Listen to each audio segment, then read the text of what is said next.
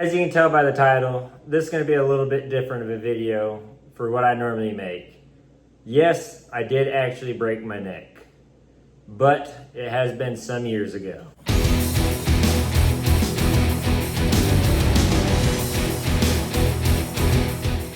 If you're new here, I'm Dano, and this is Dano's Mountain Bike Adventures. If you've been watching the channel, welcome back, and let's get into how I broke my neck and why I'm still riding bikes. So the quick and easy answer is how I broke my neck. It was a fairly bad accident, quick, but it turned bad really quick. And why I'm still riding bikes is, well, I'm just passionate about it. Once I broke my neck, I took a break from it for a while, obviously. It was about a year's recovery before I can kind of function properly again and just even had the confidence to get back on a bike. And it was even longer than a year before I even did.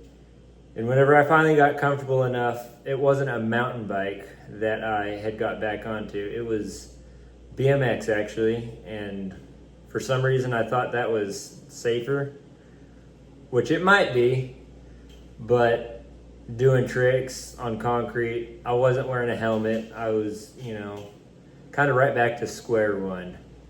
Still having fun with it, but wasn't really doing what I needed to do. And then I ended up actually breaking my foot on a BMX, and I put that up for a couple more years, and there was just something that was missing, and that was mountain biking. And I finally did my research. And that's kind of where I'm gonna start on how I broke my neck, is I didn't do my research. I was on a Walmart Genesis. It was a V3100, I believe. It was a 27.5-inch full suspension bike, super heavy. The thing weighed like 40 pounds. Geometry on it absolutely sucked. And I get it, good mountain bikes are expensive. I'm on an entry-level Polygon Siskiyou T6, and after shipping and paying for the bike and everything, I was into it right at $1,500. And I know that's not cheap for somebody getting into mountain biking. But if you're patient, do your research, figure out the brand and the bike that has the geometry, find one used. There's a lot of websites, Marketplace, there is forums that sell bikes. I personally know Marketplace better. I know how to navigate that one better. But just do your research and figure out the bike. Polygon fit me pretty well in the geometries I was looking for. And I'll get more into the geometry of how I broke my neck because I didn't do the research of that. Sounds crazy, but it actually is. So before I get too far into it and start rambling about numbers and stuff and why I broke my neck that way, let me post the video of when I actually broke my neck and then explain how geometries would have helped me in that situation. Now that you saw that god-awful pixely video, I don't know if you noticed, whenever I started going nose heavy, I landed right on my front wheel, and those forks gave and just folded back, and then I went over the bars, landed on my head. Well, there's two reasons actually to it, and I could blame it on just being a cheap Walmart bike, but I'm not going to. Whenever I landed pretty heavy on that wheel, and it folded the forks back. I would almost say if it was like RockShox or Fox, heck, even a Suntour, it probably wouldn't have done it. I can't say for sure it wouldn't have, but I'd say probably wouldn't. But skipping over just the having cheaper no-name forks on it, for instance, my Polygon has way more slacker of a head tube angle, so my forks stick out a little bit more, so it pushes my front wheel out a little bit further. So if I were to do that same jump on that hill on my Polygon, ended up in the same position, my forks would kind of catch me and I'd be able to correct myself 100 times better. And probably because I'm a little bit more experienced of a rider now, but also because of the geometry, and mainly because of the geometry. I will say I'm still a beginner rider. I will say that. I'm still learning, you know, how to rail berms and how to air jumps and all of that. I'm still learning it all. And I'm not ashamed to say that. But I will say, having that bike that I spent the extra hours of research on has saved my butt numerous times.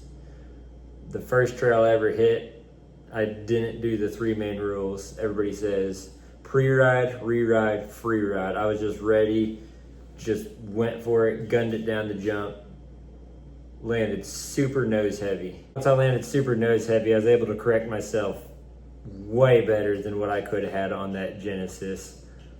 Just the slacker head tube, the little bit longer bike, and just every geometry detail on my bike saved me. I was able to get corrected way easier and just keep going down the hill, take it a little bit more cautious, and then had a little bit of adrenaline.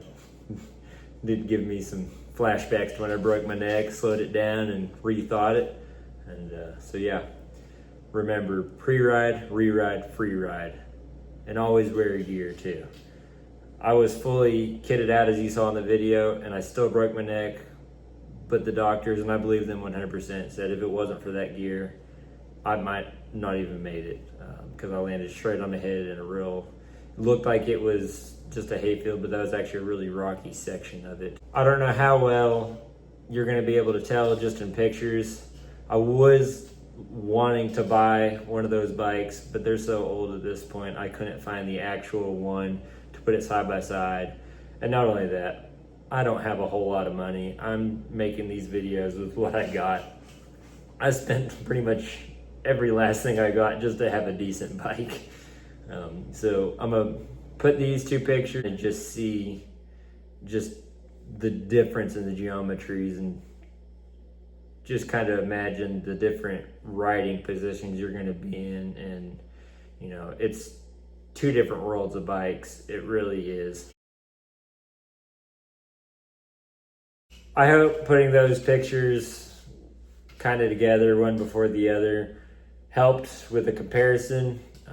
I do have a Trek Y bike from the 90s, but I don't really feel like, well, it's not mine. It's a buddy of mine that's let me borrow it. But anyway, I have one in my shop right now that I could compare the Polygon to, but I don't really feel like that's fair because that's a 90s bike and there was a little bit better geometries in the early 2000s or mid 2000s when I broke my neck. So I could compare the geometries there, but the geometries there, but I don't feel like it'd be really fair. So hopefully those pictures kind of gave you a good idea of the differences in the geometries and kind of how the new bikes are better whenever it comes to being safer.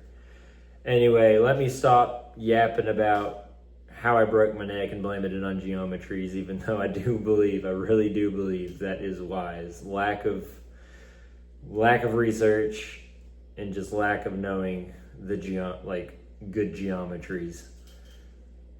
Let's get into why I'm still riding. And honestly, I don't really have a good answer other than I'm just passionate about riding. A couple years after I broke my neck, hopped on the BMX bike, and I did that for a long while. And I'm more outdoorsy. I like to be in the woods and just having a good time out in nature. In mountain biking, you're able to do that. You can be in nature while on your bike and just having a blast. The people in mountain biking are just awesome. I've yet to really have just a bad experience running into everybody. Do get picked on every now and again about riding a Polygon, but hey, at least I'm out there riding, keeping it up. It's not a nuke proof, but we'll get there one day, hopefully. And I'm not hating on the Polygon at all. I love my bike. It has led me to meet a lot of good people. It's actually kind of built back some old relationships too. For example, I had some old BMX buddies and I hadn't talked to them in 6-7 years since I put the BMX bike down, and boom, found out they were mountain biking and we're going on trips, just having a blast all over again, meeting new people. And it's pretty cool how big mountain biking actually is, and just the world it opens up. And so I guess that's kind of why would be my answer why I'm still riding is, well, mainly I'm just passionate. I don't know if there really needs to be a better answer than that, but it's led to so many doors opening and so many awesome relationships. And I know there's going to be a whole lot more. You know, I'm just now getting back into mountain biking, like really getting into it, and I've only been doing it 4 months now, I think. So yeah, it's compared to whenever I started on my